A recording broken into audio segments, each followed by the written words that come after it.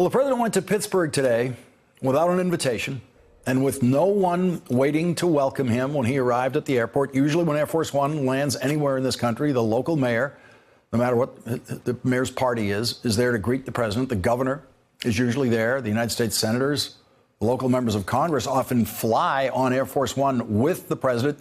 None of that happened today. No one in American politics, Republican or Democrat, wanted to have anything to do with the president's uninvited, largely unwelcome trip to Pittsburgh. The Republican Speaker of the House refused the president's invitation to accompany him to Pittsburgh. So did the Republican leader of the United States Senate. So did the Democratic leaders of the United States Senate and House of Representatives. Pennsylvania's Republican senator refused to accompany the president to Pittsburgh.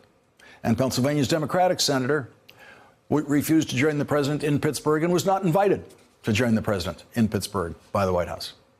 Pittsburgh's Democratic mayor said, if the president is looking to come to Pittsburgh, I would ask that he do not do so while we are burying the dead. Our attention and our focus is going to be on them, and we don't have public safety that we can take away from what is needed in order to do both. The president ignored the mayor's plea not to come while they were burying their dead. The president didn't care that his motorcade and security requirements would put further strain on the city that was also going to require massive security arrangements today for the 4 victims of that mass murder whose funerals took place today. Dr. Jerry Rabinowitz, the brothers, Cecil and David Rosenthal, and Daniel Stein. Daniel Stein's nephew, Stephen Halley, told NBC News' Peter Alexander today that he felt it was a stab in the back when Donald Trump said that the mass murder could have been completely prevented if the Tree of Life Synagogue had just one armed guard somewhere on the premises. This is a case where if they had an armed guard inside, they might have been able to stop him immediately. Donald Trump should have just said, you know, our hearts and prayers go out for the people of Pittsburgh and everybody involved, and kept his mouth shut. You felt like he was blaming this community. It's exactly what it felt like. It's a stab in the back. Stephen Halley there said that his family refused a condolence visit from the president today.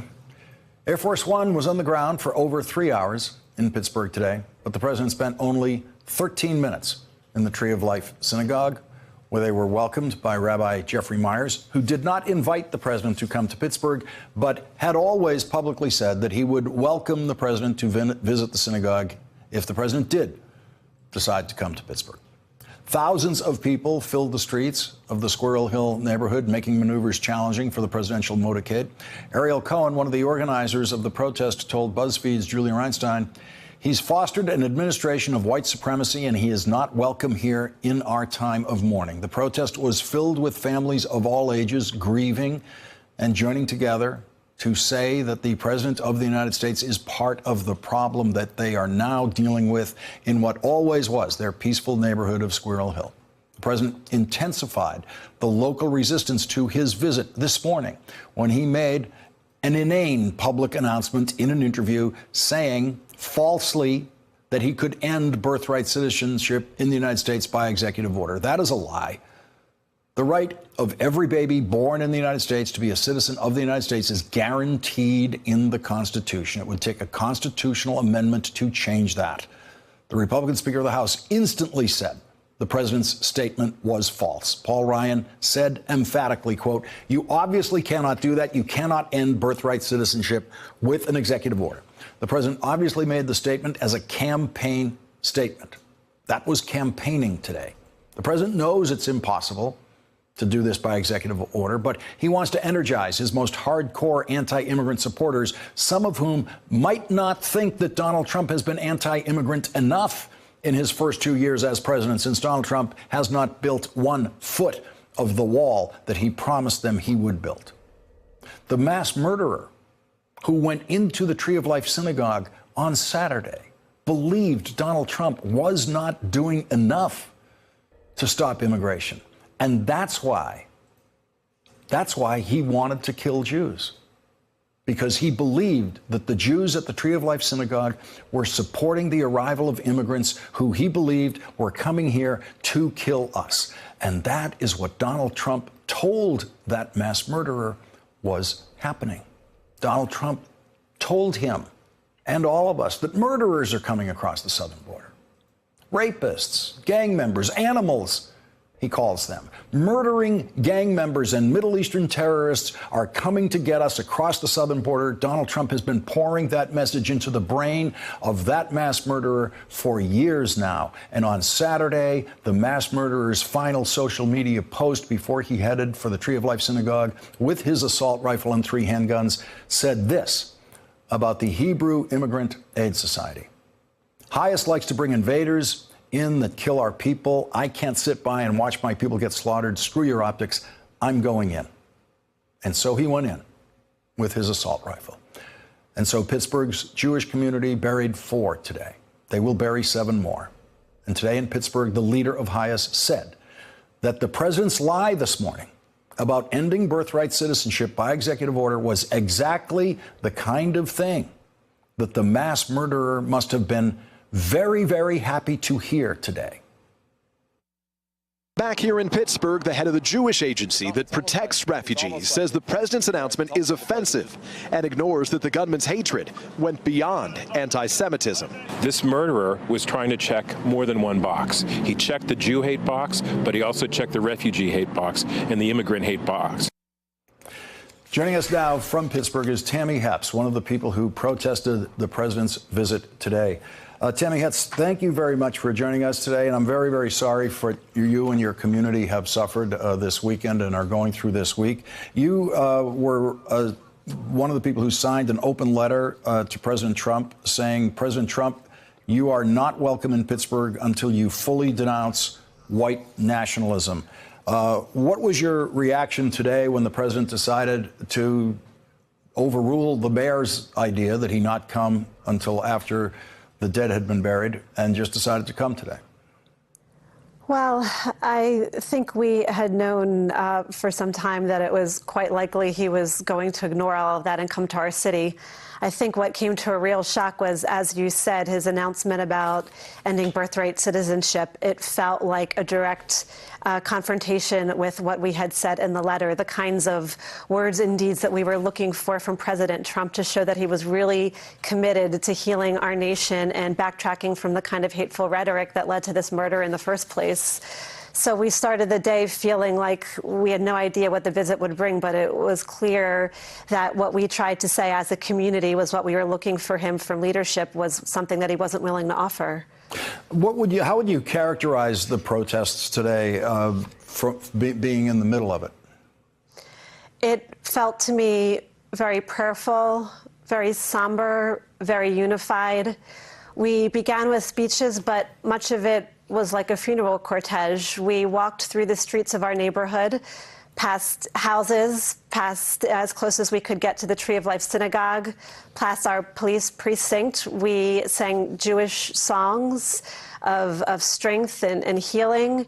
And when we stopped a block from the Tree of Life Synagogue, we performed a Jewish ritual called Kriya, where everybody ripped a piece of black ribbon, which is what mourners do, and we held it high in the air and had a moment of silence. And, you know, it really was prayerful. It was people from all different backgrounds, not just Jewish people, engaging in this very traditional Jewish mourning custom to show that we are coming together, that despite the divisive rhetoric we're hearing elsewhere within the Squirrel Hill community, we're coming together. We are supporting the families. We want to help heal the mourners as much as we can together as a community. Tammy, if you could have had 60 seconds with the president today, what would you have told him? I think much of what I would have said is in that letter. We who signed the letter and the more than 100,000 people who signed onto it online, we all believe that the kinds of hateful rhetoric that he is using for political ends is what led to this act. This wasn't a man operating in isolation with evil in his heart. This was a man who heard what President Trump was saying and felt like it was up to him to act. And what I would have said to President Trump is these are how these deeds happen. You're not the first politician, and you probably won't be the last. But you are the one who can listen and change course. You are the one who can stop in the middle and say, you know what, I'm not going to keep using this language. I understand it may be politically expedient, but it has led to the murders of people, not just in Squirrel Hill, but in other communities and in other houses of worship, where his divisive rhetoric has incited people to act on the kinds of things that people weren't acting on in this way prior to his presidency, prior to his becoming a candidate. Tammy, so you see a direct linkage, causation possibly, between the things the president says, especially the things the president says about people trying to cross our southern border, and the mass murderer's decision to, as he put it, go in on Saturday. He said it himself. I mean, if you look at his last public statement, he himself drew the connection. I mean, I would have drawn it anyway. You mean the shooter drew the connection, not the president? Right. I just want to clarify that. Excuse me, yes. Right, the murderer. He drew the connection.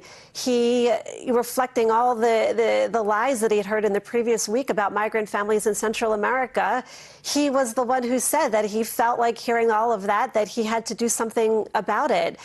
Even if that statement hadn't been there, I'm a student of history. I understand what it means when somebody in power uses the language of white supremacy and the latent tactics of white supremacy to rally a base. But the fact of the matter is, the shooter himself, the murderer, he put it right out there. I don't really even need to make the argument. Anybody can read that statement. Adding to our discussion now, Adam Serwer is joining us as senior editor for The Atlantic, and Ruth Marcus, deputy editorial page editor and columnist at The Washington Post and an MSNBC contributor. And Ruth, I want to get your reaction to what you saw the president's trip to Pittsburgh today. Well, I just felt so sad that we're at the point where an American president's visit to the site of a terrible tragedy itself creates controversy and discord, and that is because of what this president has done before this tragedy, and actually, as some of the interviews had it just earlier, in the immediate aftermath of the tragedy, suggesting that it could have been averted by armed guards.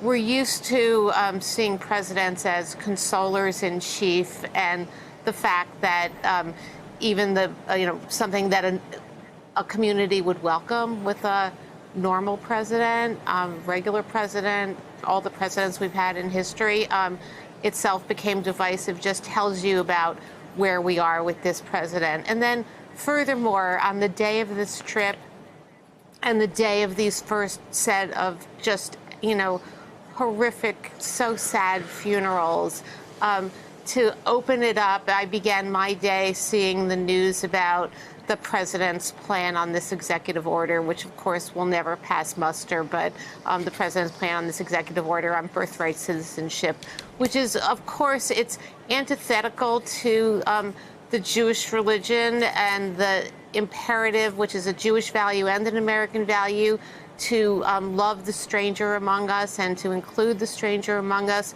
and to treat them as one of our own. And it was what impelled this murderer, and what a terrible way to start the day. Adam Serwer, in The Atlantic, you wrote, the apparent spark for the worst anti-Semitic massacre in American history was a racist hoax inflamed by a U.S. president seeking to help his party win a midterm election.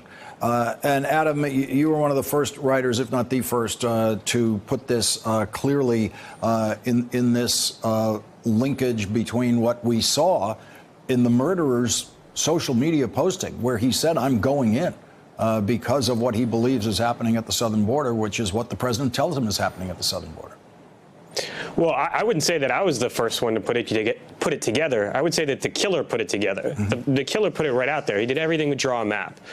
And I think, pivoting off something Ruth just said, look, the vast majority of Jews in America are liberal, and they understand from their history that when a politics in a country organizes itself around a national identity that demonizes so-called foreigners or actual foreigners, that eventually they're going to come after us.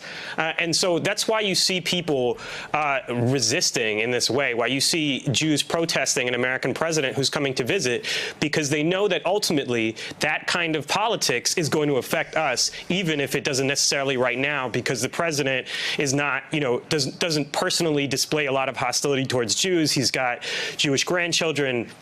His daughter converted. He's got a Jewish son-in-law. I have no doubt that if he could spare Jews from the results of his nativism, he would, but he can't. And he's shown, by continuing to embrace this kind of rhetoric and continuing to push the caravan as an issue in the way that he does, he's shown that he's indifferent to the collateral damage that it causes.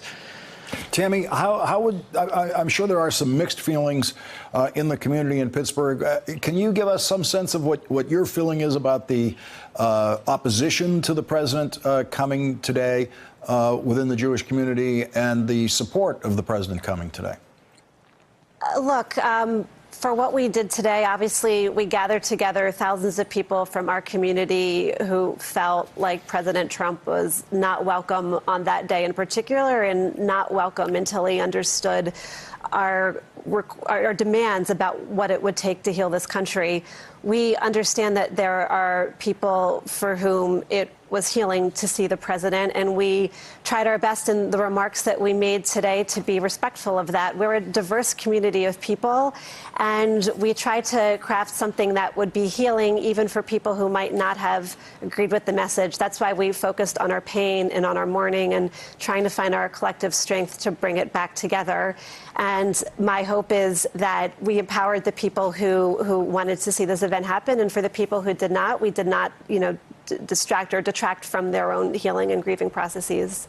Adam, it seems there were two layers of protest today. One that Tammy was involved with there on the street, thousands of people, and the other by other politicians, Paul Ryan, Mitch McConnell, Chuck Schumer, Nancy Pelosi, the Republican senator from Pennsylvania, who was invited and refused to accompany the president to Pittsburgh. He was boycotted by public officials and by politicians within his own party in this trip today. Well, I think, there's obviously some sort of political dynamic behind the scenes here that we're not exactly privy to yet. But I would speculate that the president believes that his putting all his chips on nativism is going to help the Republicans win the midterms. And his fellow Republicans in leadership do not think it's working and would prefer that he not do that. And so they're not going to endorse his attempt to have it both ways, to gin up the American people against a frightening foreign enemy, and then try to act as though the consequences of him doing that aren't what they are. And today, on this same day, Republicans on the House side condemned one of their members, Steve King, who is their most noted white supremacist nationalist among them. And so that's happening at the same time that Donald Trump is trying to continue to push in Steve King's direction, trying to echo Steve King. We're going to have to take a break here. Tammy Hepps, Adam Sorber, Ruth Marcus, thank you for starting our discussion tonight. Thanks for checking out our YouTube channel. Subscribe by clicking on the button below for more from The Last Word and the rest of MSNBC.